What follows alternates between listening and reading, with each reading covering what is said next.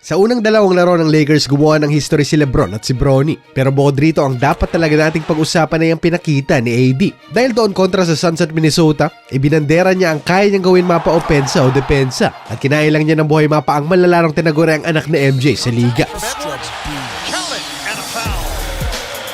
At kung magpatuloy ang kanyang pinapakita, siya na ang magiging consistent na focal point ng kanilang sistema. At sa combined 71 points at 24 rebounds na halimaw na statline niya, kailangan na itong paghandaan ng iba pang mga prangkisa. Kaya sa videong ito, himayin natin ang ginampan ng role ni AD sa kanilang bagong sistema. Na paanong kahit medyo nag-struggle sila sa 3-point area, nagawa pa rin nilang talunin ng Suns at Minnesota. Tara't pag-usapan natin ang bagong mukha ng Lakers.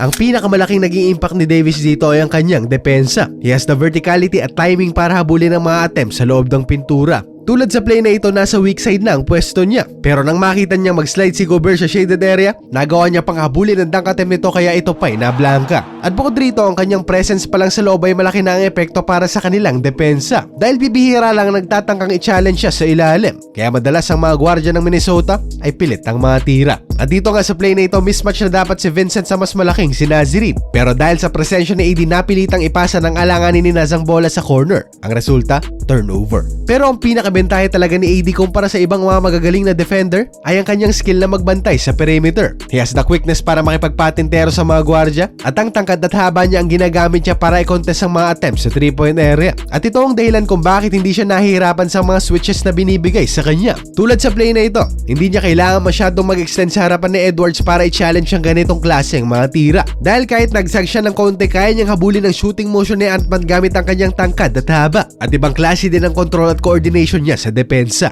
Yung tipo na crossover na step back na pero makakahabol pa rin para makakontest ang mga tira. Kaya sa big man sa aspeto ng depensa, ginagawa na talaga niya lahat para sa kanyang prangkisa. Meron siyang physical tools para makipagsabayan sa mga gwardya at para makipagkaldagan din sa mga higante sa shaded area. At sa opensa naman, naging pinaka-epektibo siya sa mid-post one-on-one. Dahil dito marami siyang baong finishing move na nahirapan ng kalabang depensahan. Tulad sa play na ito, nag-alagwardya si Davis sa step-back jumper niya kontra Gobert. At dito naman blow-by drive to the basket and 2 points ulit para si Lakers. At tandaan natin na ang kaharap niya dyan ay walang iba kundi si Rudy Gobert, last season's best defensive player. At napansin ko rin na sa larong yun madalas ilagay si AD sa isang pick and roll bilang isang ball handler. And kahit na hindi siya kilalang magaling na playmaker, nakadagdag ito sa unpredictability ng opensa ng Lakers. At hindi makukumpleto ang dominasyon ni AD kung hindi natin pag-uusapan ng kanyang rebounding. Throughout the game kasi ibang klaseng hustle ang kanyang pinakita. May it be sa loose ball or sa mga sablay na attempts ng kanyang mga kasama, siya ang madalas nauna at nakakakuha ng bola.